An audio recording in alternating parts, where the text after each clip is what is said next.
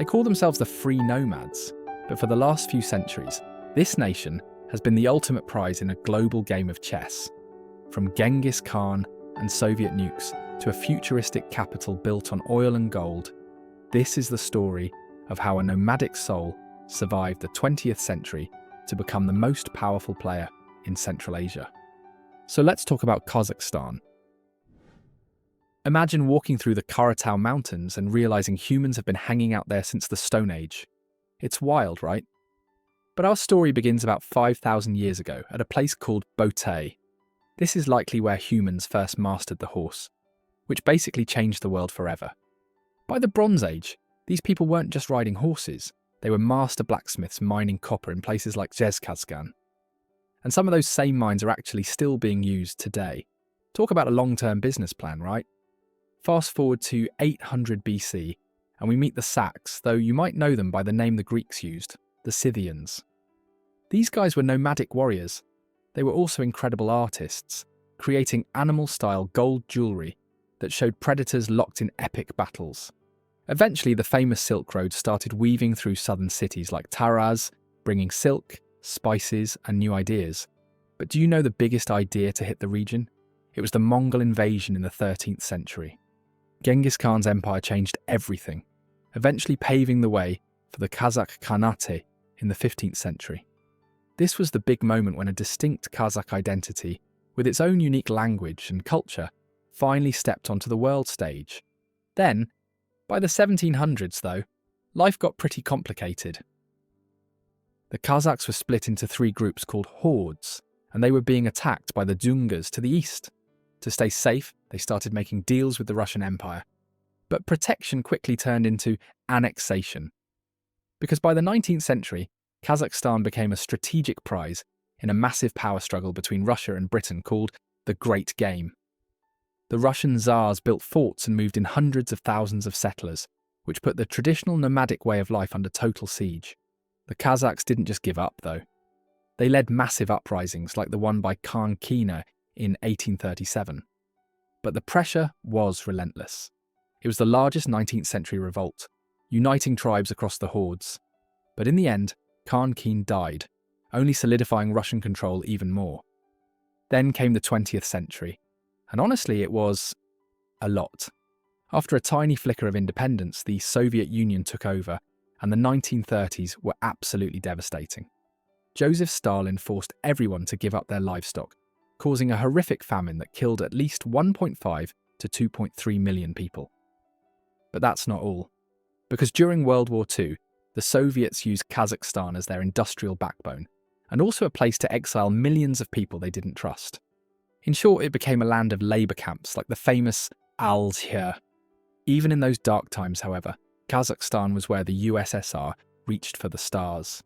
In 1961, Yuri Gagarin launched from the Baikonur Cosmodrome to become the first human in space. Pretty cool, right? Unfortunately, the space age had a dark side. The Soviets used a place called Semipalatinsk to test nearly 500 nuclear bombs, which left behind a lot of environmental damage that people are still dealing with today. Eventually, the pressure cooker blew, and in 1986, young Kazakhs took to the streets to protest Soviet control. And by December 16th, 1991, Kazakhstan became the very last Soviet republic to declare independence. Their first leader, Nursultan Nazarbayev, even built a brand new futuristic capital city called Astana. Since then, it's been a total roller coaster of oil wealth, fast-growing cities, and a tricky diplomatic dance between big neighbours like Russia and China. In 2019, Nazarbayev finally stepped down after almost 30 years, passing the baton to the current leader, Kassym-Jomart Tokayev. It's a brand new chapter for the people of the Great Steppe, and they're just getting started. Alright, now let's talk about the sheer scale of this place, because the geography of Kazakhstan is mind-blowing. Did you know that it's the 9th largest country in the world? We're talking 2.7 million square kilometres, which is about 1.05 million square miles. Because it's so wide, the country actually spans 2 different time zones, so if you're travelling from one side to the other, you're definitely going to feel that jet lag without even leaving the country. So, remember when I referred to Kazakhstan as the Great Steppe earlier? Well, Here's why. About a quarter of the country is covered by this endless, rolling grassland. For instance, the Saryaka, or the Great Kazakh Steppe, covers over 700 to 800,000 square kilometers. That's more than 270,000 to 310,000 square miles, making it the largest plain of its kind on Earth.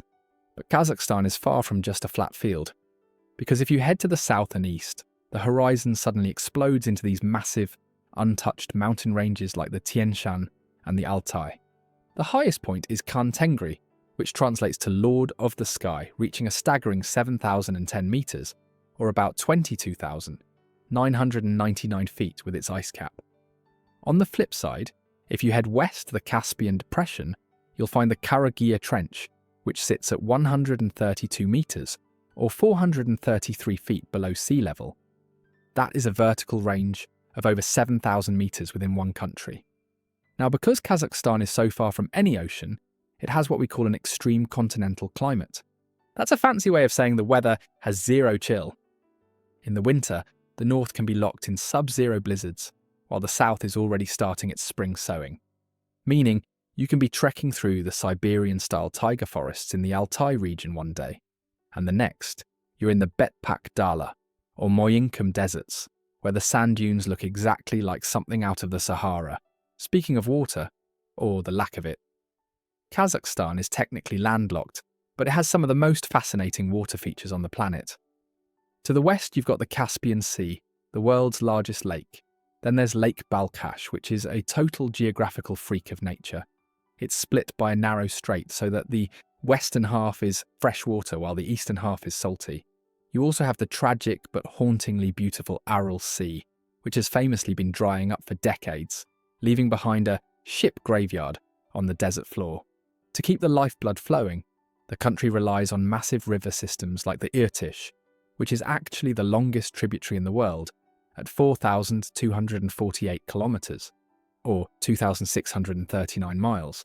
But the real flex for Kazakhstan is what's hidden underground. This place is basically a real-life treasure chest. Scientists say 99 of the 110 elements on the periodic table are found right here. They are the world's top producer of tungsten and second in uranium and chromium. They've also got so much oil and gas that they're often compared to Saudi Arabia or Kuwait. So from 300 gold deposits to hidden diamonds and enough coal in the Karaganda Basin to power a continent, the incalculable wealth of Kazakhstan is the reason the world's superpowers are always knocking on their door. And yet, despite all that industrial potential, the wild side of Kazakhstan is still thriving. It's the home of the snow leopard, the saga antelope, and the Sivas apple tree, which is actually the ancient ancestor of every apple you've ever eaten. But if the geography was about scale, the economy is all about momentum. Right now, in 2026, Kazakhstan is basically the MVP of Central Asia. Analysts are looking at a steady, resilient GDP growth rate of about 5.5% for the year. To give you an idea of the neighbourhood, the entire Central Asian region is expected to hit a combined GDP of over $600 billion this year, making it one of the fastest growing spots on the planet. But even before that, its 2025 GDP alone stands at around $300 billion, which is already half the combined goal for 2026. So what's actually pushing the needle? It's a mix of old reliable and new energy. First, the oil. The massive Genghis oil field is finally hitting its stride after an expansion, and oil production is expected to jump by another 3.3% in 2026. But the government is working hard to make sure they aren't just a one-trick pony. They've got this huge national infrastructure plan running through 2029, and a state-backed holding company called Baytarek is pumping 8 trillion tenge, that's about $15.3 billion, into over 100 different projects. They're looking at a 13.4% boom in mechanical engineering, driven by a 17% spike in car manufacturing, and even a 50% year-over-year increase in the making of household appliances. As you can see, they're extremely determined to double the size of the total economy by 2030. Now let's talk about your wallet, because that's what matters most, right? Well, inflation is the main dragon they're fighting right now, because the government raised the VAT, which is value-added tax, from 12% to 16%. At the start of the year, prices took a bit of a jump. Analysts expect inflation to peak around March or April before hopefully cooling down to 9.7% by the end of 2026. Because of that, the National Bank is playing it very safe. They've kept the base interest rate at a steep 18%, and they likely won't even think about cutting it until the second half of the year, hoping to bring it down to possibly 14% by December. On the political side, it's all about the middle corridor. Since Kazakhstan sits right between Russia and China, it is the ultimate middleman. They are investing heavily in transport and warehousing to link Chinese and European markets. Think about it. They share the world's longest continuous land border with Russia. But at the same time, they've got the US, Europe and China all knocking on their door, trying to get a piece of the action. Their big goal is to stop just digging stuff out of the ground and finally become a high-tech, modern market.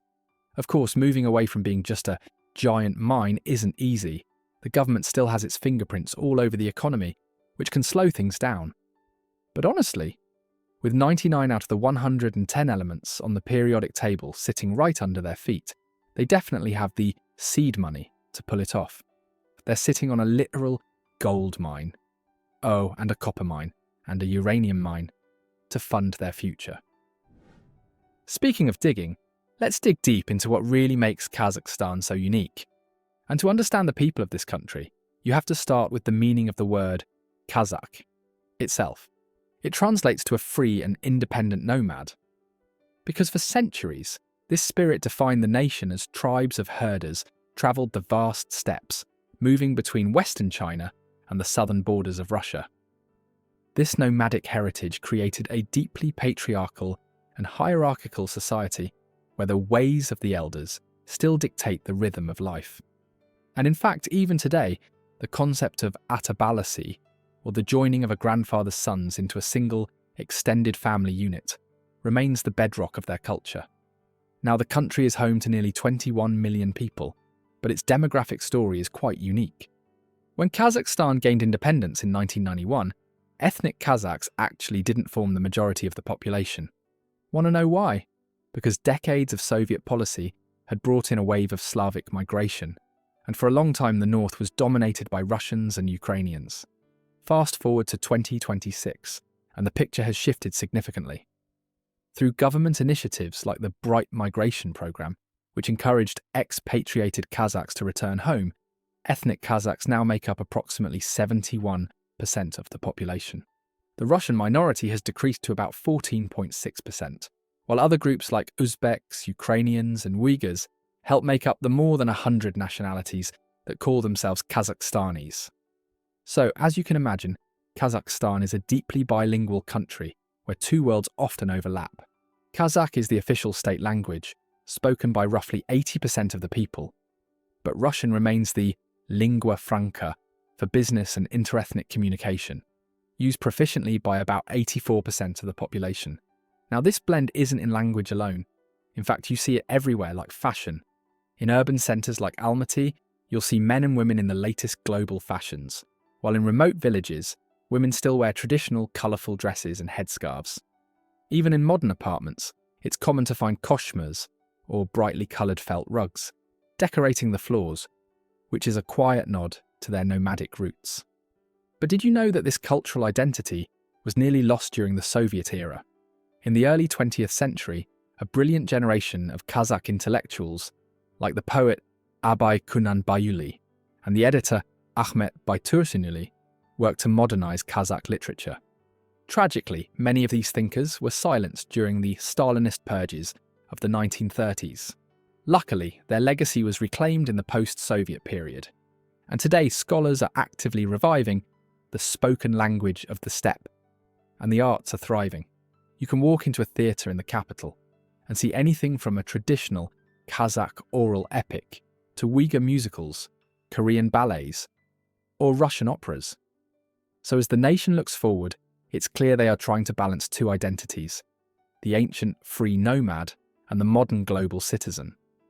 And I can just imagine how challenging that must be to look both ways, past and future, while staying grounded in the present. If you had to strike that same balance in your own life, would you rather live in a high-tech city like a stana or a traditional yurt out on the quiet, rolling steppe? Share your thoughts in the comments below. But for now, if you enjoyed this video, you'll love this next one.